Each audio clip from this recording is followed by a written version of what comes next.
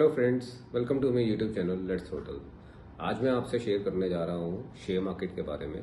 जैसे कि आपने मेरी लास्ट वीडियो में देखा था कि मैं अब ये फाइनेंशियल सेक्टर की सीरीज़ शुरू कर रहा हूँ।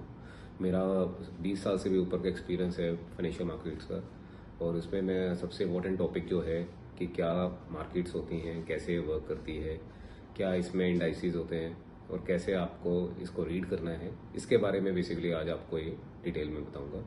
सो फर्स्ट ऑफ ऑल बात करते हैं शेयर मार्केट। तो डियर सब्सक्राइबर्स, अब डिटेल में बात करते हैं कैसे ये मार्केट शुरू हुई थी, कैसे ये काम करती है। एनएसई इसमें डिजिटलाइजेशन लेके आया, धीरे धीरे सेंसेक्स भी इसमें जुड़ा गया और 2000 में ये टोटल डिजिटल मोड पे सारा कुछ जाना शुरू हो गया।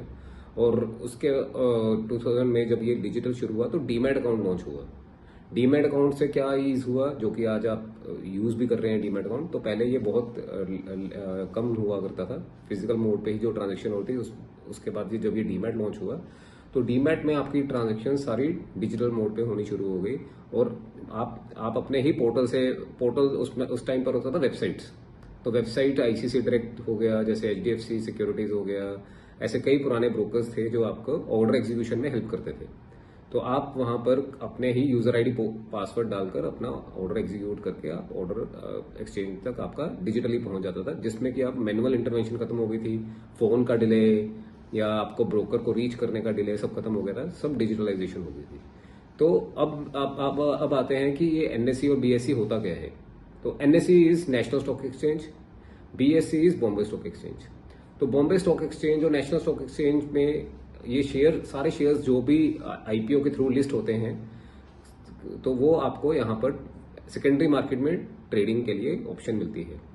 सेकेंडरी मार्केट मींस लाइक जैसे आप यहाँ पर लोकल अपने जितने भी लोकल बॉडीज हैं, गवर्नमेंट बॉडीज हैं, जब आप वहाँ से प्लॉट खरीदते हैं तो वो स्टार्टिंग में एक ऑक्शन होती है।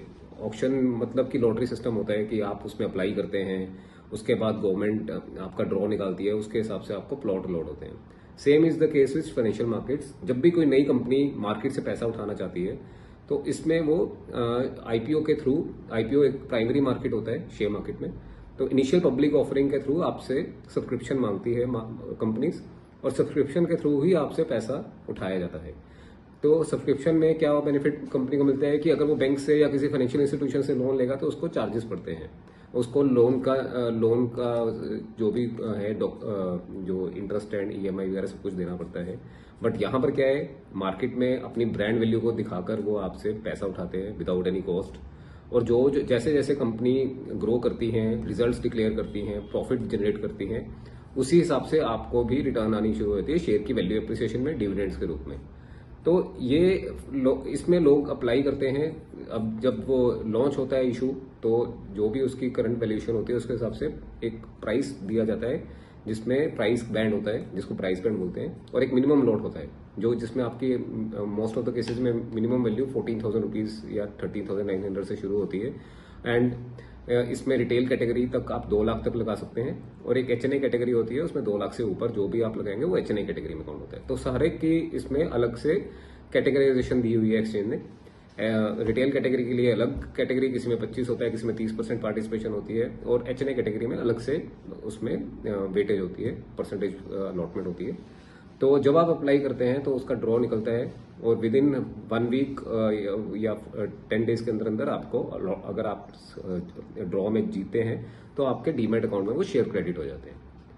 तो ऐसे करके आपका जब डीमैट अकाउंट में क्रेडिट हो गया तो आपको कहीं ना कहीं तो बेचना है। सेम लाइक जैसे आपको प्लॉट में अलॉटमेंट आती है तो आपको किसी की हेल्प चाहिए उसको आगे बेचने के लिए। सपोज आपने कोई प्लॉट ले लिया और उसकी एप्रिसिएशन हो रही है, आप कहीं तो बेचना चाहोगे आप, बट वो अब गवर्नमेंट अथॉरिटी तो आपसे वापस लेगी नहीं।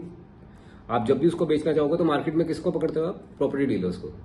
तो प्रॉपर्टी डीलर्स को जब आप पकड़ेंगे तो आपका मार्केट में वो बायर लेके आएगा, और आपको जो बेस्ट बिड मिलेगी आप उसको बेच देते हैं। Same works with in case of NSE stock exchange and Bombay stock exchange. They are acting as a mediator for you. तो जो भी प्राइमरी मार्केट में शेयर लिस्ट हुआ उसको वो सेकेंडरी मार्केट कहते हैं। जैसे आप प्लॉट को सेल करने जाते हैं तो वो प्रॉपर्टी डीलर के थ्रू जाते हैं, तो सेम इज लाइक दैट कि हम यहाँ पर NSE stock exchange, Bombay stock exchange आपको एक मीडिएटर के थ्रू करता है, और वो मार्केट में आपका जो शेयर है वो लेके जाता है, और आप जो भी प्राइस बिड करते हैं सेल के लिए, तो वो बायर से वो बिडिंग लेते हैं उसकी। तो जो भी बिडिंग का प्राइस आता है और आपका अगर मैच हो जाता है उसको कहते हैं लास्ट रेट प्राइस। तो लास्ट रेट प्राइस की जब एग्जीक्यूशन होती है तो एनएससी स्टॉक एक्सचेंज या बीएससी स्टॉक एक्सचेंज जहां पे भी जाके आपने ऑर्डर प्लेस किया तो वो एक आपका एग्जीक्यूट करवाने में हेल्प करता है। एनएससी और बीएससी स्टॉक एक्सचेंज बायर और सेलर को मिलवाता है आपस में। सो ये एडवांटेज रहती है आपको एनएससी और बीएससी स्टॉक एक्सचेंज में। फिर आपको एक कंफ्यूजन होगी कि हाँ यार ये निफ्टी क्या होता है और सेंसेक्स क्या होता है। तो निफ्टी होता है कि टॉप 50 स्टॉक्स ऑफ इंडिया, जो कि वेटेज के हिसाब से और मार्केट पार्टिसिपेशन के हिसाब से एनएससी और बीएससी इन इंडाइसिस में इसको इंक्लूड करते हैं। तो निफ्टी 50 कहते हैं इसको हम, जिसमें 50 स्टॉक्स इंडिया के टॉप सेक्टर्स के होते हैं। तो टॉप सेक्टर्स में जो भी टॉप स्टॉक होगा उसकी एंट्री और एग्जिट टाइम टू टाइम होती रहती है। डिपेंड करता है उसकी पार्टिसिपेशन के ऊपर क्या डायरेक्शन में जा रही है, ऊपर जा रही है या नीचे जा रही है। तो वो एक आपको एक बस आइडिया देने के लिए, और आपको क्या क्या वो स्टॉक्स की परफॉर्मेंस है निफ्टी 50। ऐसे बीएससी में 30 स्टॉक्स होते हैं, टॉप 30 स्टॉक्स ऑफ इंडिया। हर एक सेक्टर का एक स्टॉक होगा उसमें, हर एक की अलग अलग वेटेज होगी। जैसे रिलायंस, इन्फोसिस, इनकी वेटेज ज्यादा होती है, ठीक है, कुछ की कम होगी। एचडीएफसी बैंक की वेटेज काफी ज्यादा होती है, तो कुछ की कम होगी। तो डिपेंड उसके अकॉर्डिंग जब जब वो स्टॉक्स में परफॉर्मेंस आती है या डिक्लाइन आता है तो उसी हिसाब से आपका स्टॉक निफ्टी और सेंसेक्स ऊपर नीचे होता रहता है। तो ऐसे ये वर्क करती है मार्केट्स। और जैसे आप आज की डेट में OLX, क्विकर, ये सब यूज कर रहे हैं प्लेटफॉर्म अपना बेचने के लिए सामान को, सेम ऐसे ही स्टॉक एक्सचेंज ने भी 2000 में लॉन्च किया, जिसमें आप डीमैट अकाउंट के थ्रू डिजिटली आपके कैसे आप स्टॉक्स बेचना चाहते हैं ये सब आप डिजिटली कर सकते हैं। और आपको डिजिटली बायर भी मिल जाते हैं और बायर को सेलर मिल जाता है। सो वो एग्जीक्यूशन होती है तो आपके अकाउंट में वो पैसा आ भी जाता है और आपके अकाउंट से चला जाता है जब आप उसको खरीदते हैं।